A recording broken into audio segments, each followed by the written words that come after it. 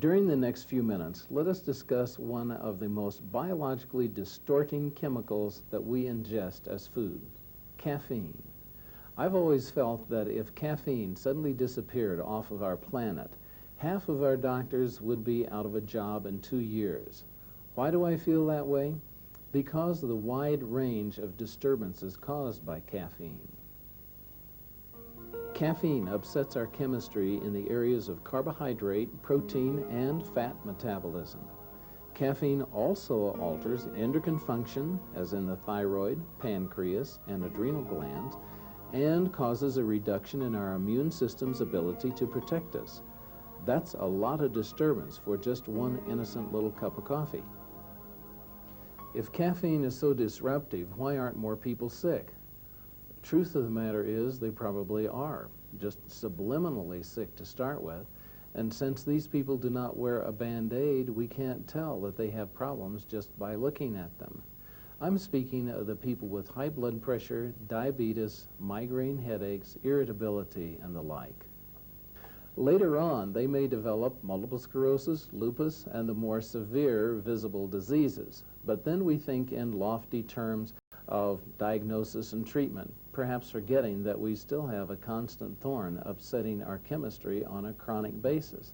After all, giving up coffee for a couple of hours does not result in a complete cure, does it? No, nor did a couple of cups of coffee give you the disease, nor 100 or 1,000. But what it did do was reduce the body's natural functions such that the famous genetic weak link finally broke. Caffeine affects us both internally and externally. Externally, we may be aware of hyperactivity, irritability, and the shakes if we know the person well, but the internal effects on our immune and endocrine system we can't see visually. Take a look at how many people begin a typical day on a typical morning. You are summoned much earlier than your body wants you to be, probably because you didn't provide enough rest for it. Consequently, you don't really resemble or feel like a member of the human race. You need a serious jump start to get going. For most folks, coffee is the typical waker-upper on a typical day. After ingestion, magically you return to humanity, and you now possess the power to start the day. Now that we've seen the magical external transformation of the subhuman into the human, let's take a look at the internal transformations it required to create the external transformation. Before anything external appears, his blood chemistries, blood pressure, and pulse start climbing. This occurs at the breakfast table just prior to the magical transformation. Our transformed human then goes off to work, whistling without a care in the world. Yeah, right. There are actually many more changes that happen when coffee is consumed. An important set of chemistries, calcium and phosphorus, should be considered. Serum calcium and phosphorus combine to give us an important building block for tissue maintenance.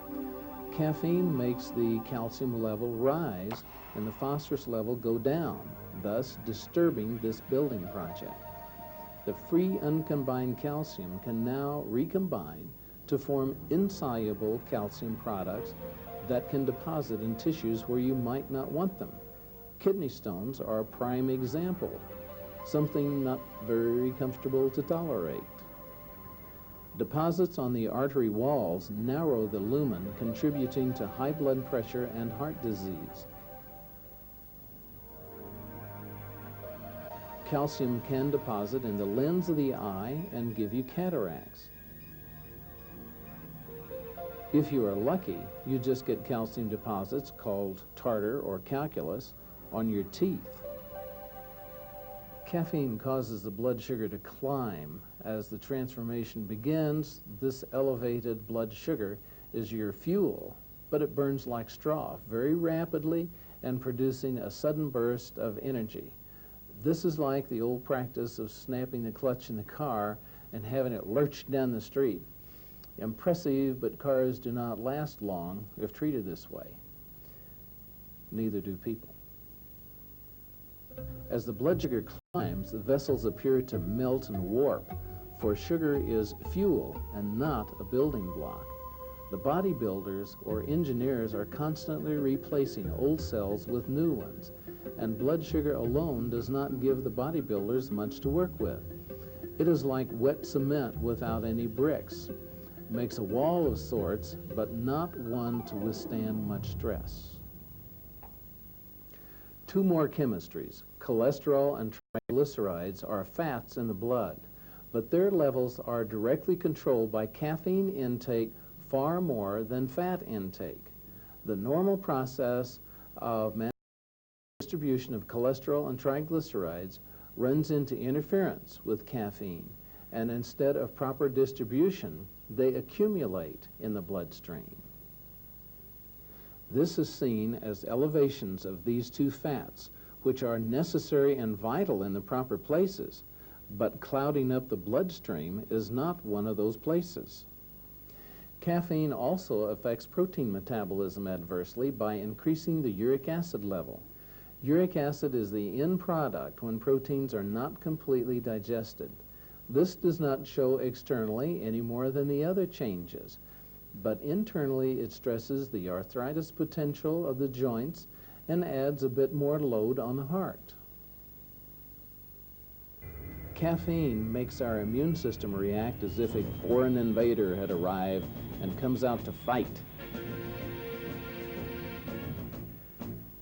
The adrenal gland, one of our endocrine glands, keeps an eye on our immune system.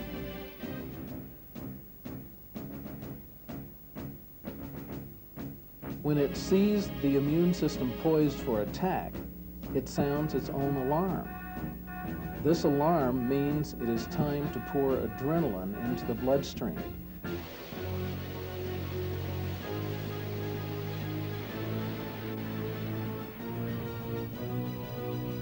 The immune system keeps looking for invaders, and when it fails to find any, it starts running into itself and chaos occurs. Then the pancreas jumps into action, pouring insulin into the fray.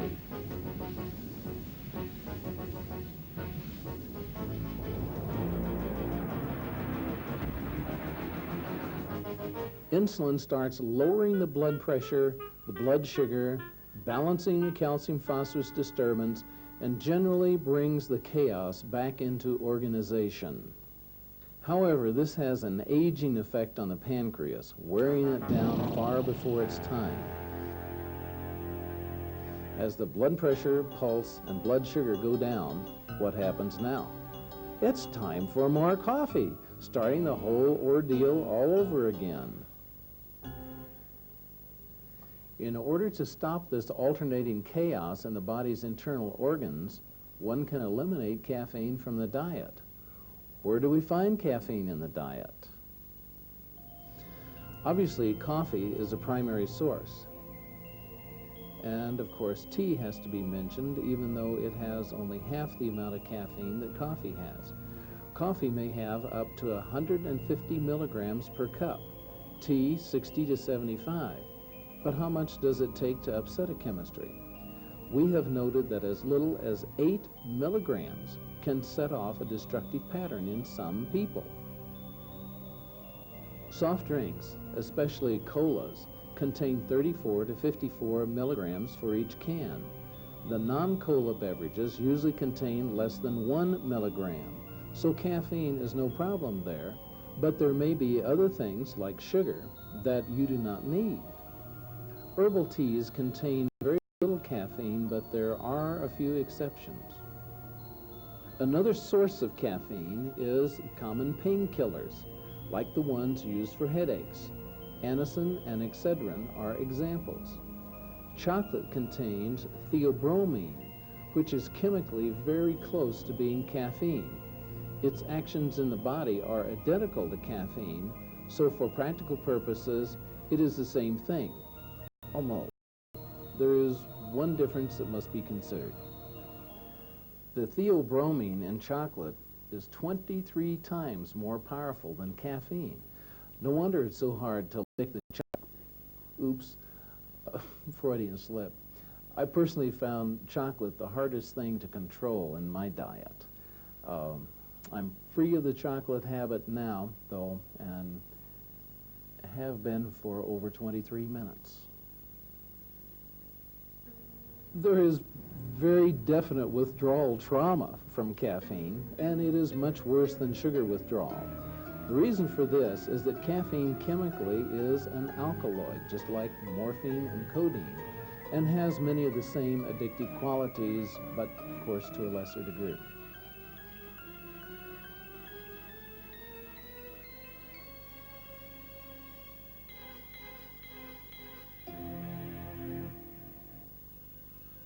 If caffeine is eliminated during the healing and rebuilding process,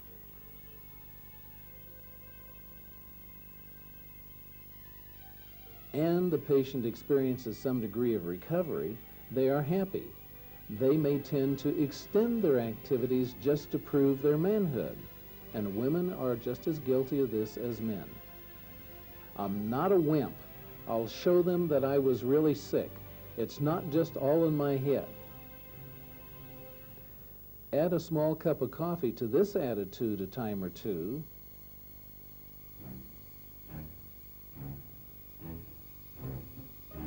or 3,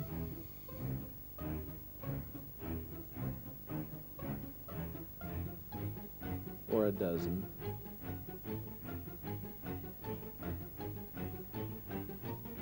and pretty soon we have our original problem back again.